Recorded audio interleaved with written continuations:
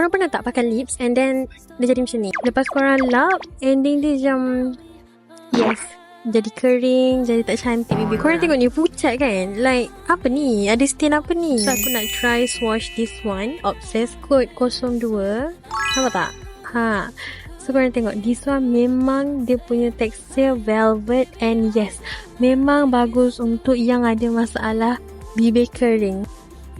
Korang tengok ni, at first aku macam aku ingatkan apa benda tau dekat bibir aku. Like korang nampak tak macam ada bling-bling?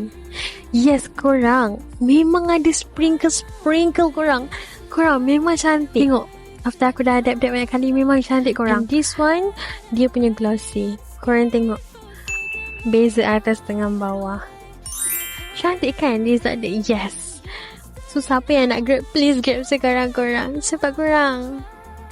Result dia memang best. And this one, aku try makan nasi kerabu, and yes, ada lagi korang. Dia exactly hilang semua. So siapa yang nak, please grab sekarang. Bye.